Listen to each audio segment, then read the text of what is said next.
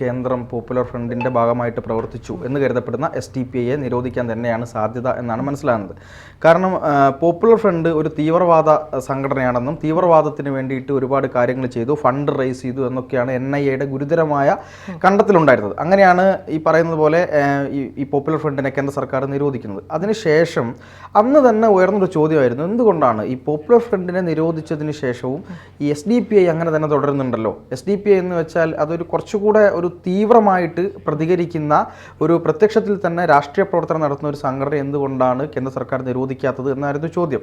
അപ്പോൾ അതിന് കൃത്യമായിട്ടൊരു ഉത്തരം പറയുക എന്നാൽ ആ സമയത്തൊക്കെ നമ്മളിങ്ങനെ പലപ്പോഴും പല ആളുകളോടും അന്വേഷിക്കുമ്പോൾ എന്തുകൊണ്ടാണ് ഇവരെ മാത്രം ഇങ്ങനെ തുറന്നു വിട്ടിട്ട് ഈ പോപ്പുലർ ഫ്രണ്ടിനെ മാത്രം നിങ്ങൾ ഒഴിവാക്കിയത് കൊണ്ട് കാര്യമുണ്ടോ എന്ന് ചോദിച്ചപ്പോൾ കേന്ദ്രത്തിൻ്റെ ഭാഗത്ത് നിന്ന് തന്നെ പിന്നീട് അതിന് കൃത്യമായൊരു മറുപടി കിട്ടി. അതായത് SDPI എന്ന് പറയുന്നത് ഒരു രാഷ്ട്രീയ പാർട്ടിയാണെന്നും ആ രാഷ്ട്രീയ പാർട്ടിയെ പെട്ടെന്ന് അങ്ങ് നിരോധിക്കാൻ പറ്റില്ല. കൃത്യമായ തെളിവുകളുടെ അടിസ്ഥാനത്തിൽ ഒരു സംഘടനയെ നിരോധിക്കുന്നത് പോലെ മാത്രമല്ല, ഈ തെരഞ്ഞെടുപ്പ് കമ്മീഷനെ ബോധ്യപ്പെടുത്തേണ്ടതുണ്ട്, ചില ഇന്റേണൽ കമ്മിറ്റികളെ ബോധ്യപ്പെടുത്തേണ്ടതുണ്ട്. അങ്ങനെ പല തെളിവുകളും ശേഖരിച്ചതിന് ശേഷം മാത്രമാണ് ഒരു രാഷ്ട്രീയ പാർട്ടിയെ നിരോധിക്കാൻ പറ്റുള്ളൂ. രാഷ്ട്രീയ പാർട്ടിക്ക് ചില ഇമ്മ്യൂണിറ്റികളുണ്ട്. അതാണ് നമ്മുടെ രാജ്യത്ത് ഭരണഘടന കൊടുക്കുന്ന ഇമ്മ്യൂണിറ്റികളാണ്.